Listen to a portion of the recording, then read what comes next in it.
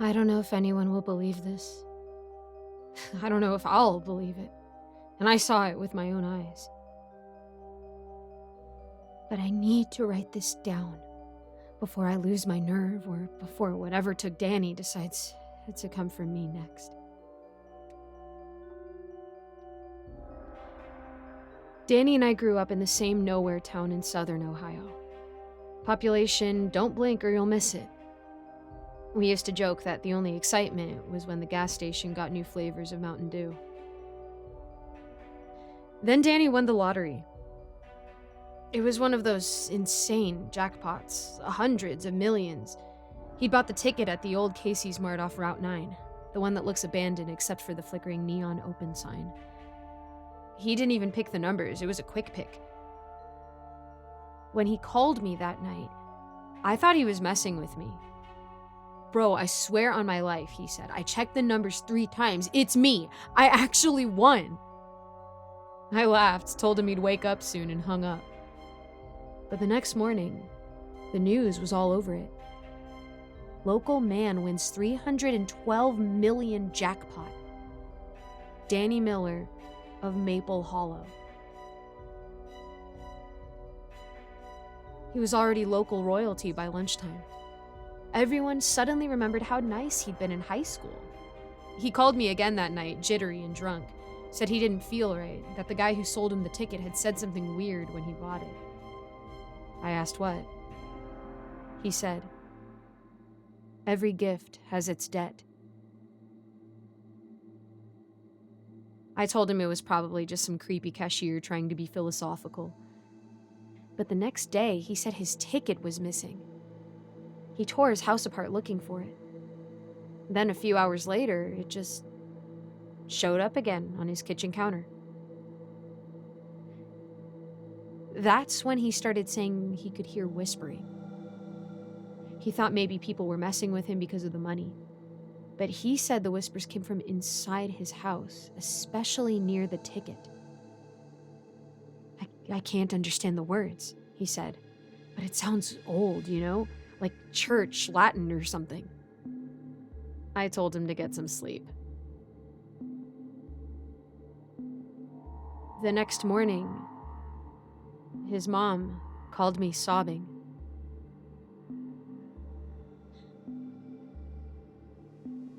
Danny was dead.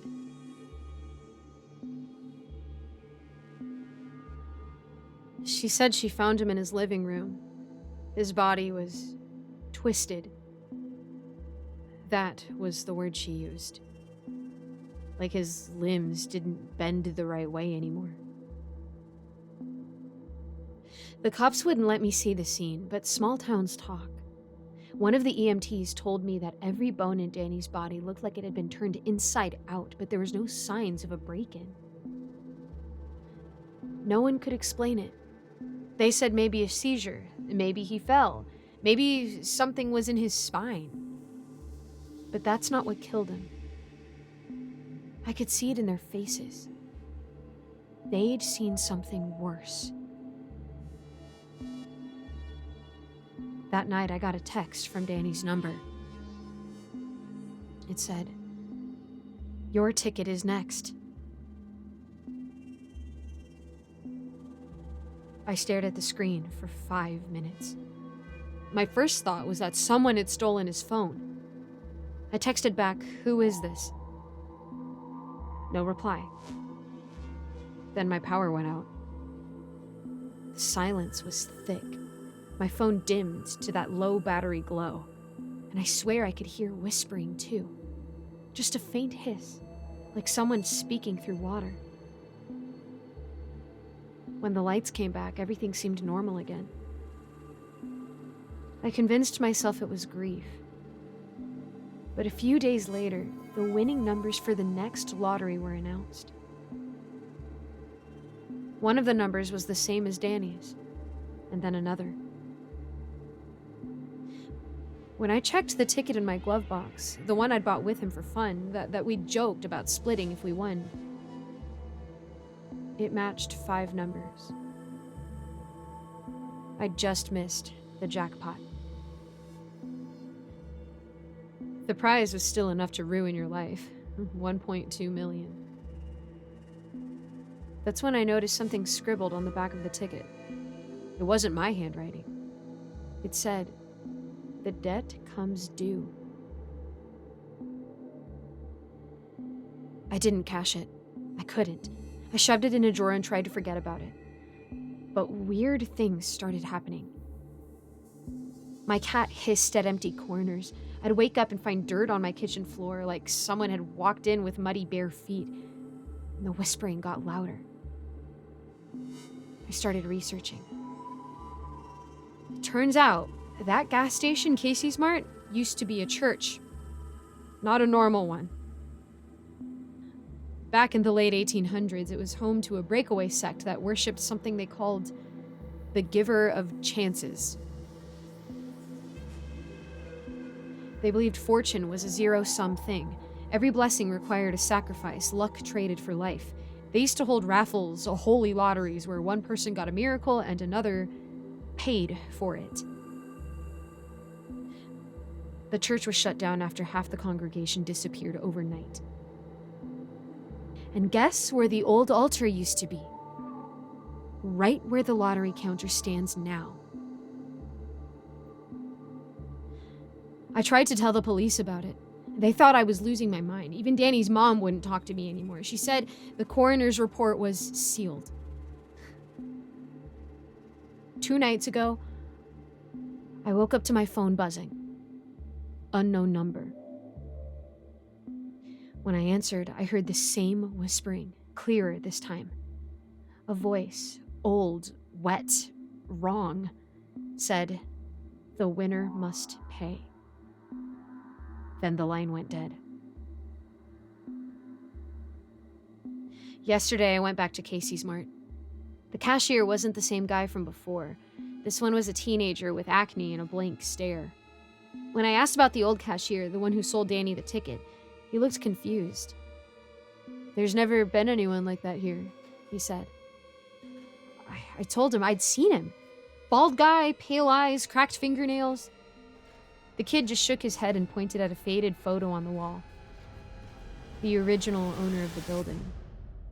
Back when it was still the church. It was him. Same face, same cracked fingernails, except the photo was from 1891.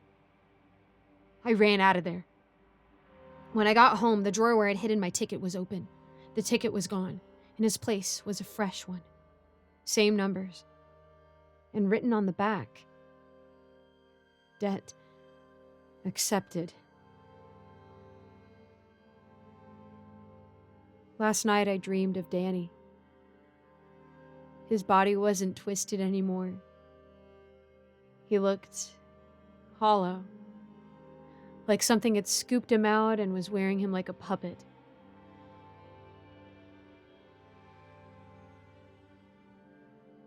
He told me to stop fighting, that I couldn't win, that it always collects. When I woke up, my phone buzzed again. A new text from Danny's number. "Tomorrow's drawing. Your turn." I checked the date. The lottery draw is tonight.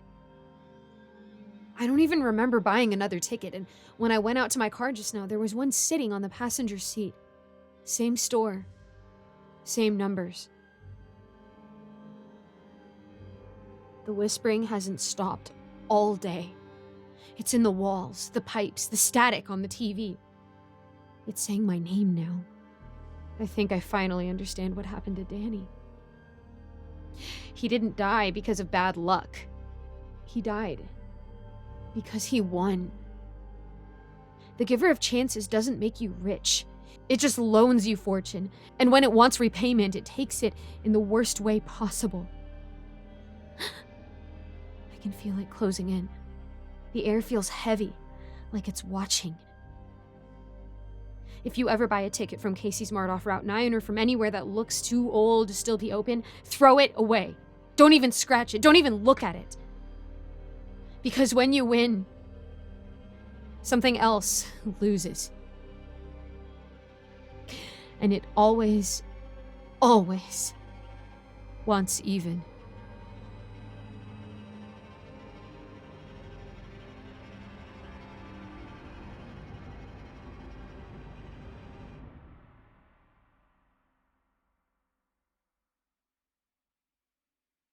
Thank you so much for listening to my narration of this wonderful story. Don't forget to support the author, which I have linked in the description, as well as the original story.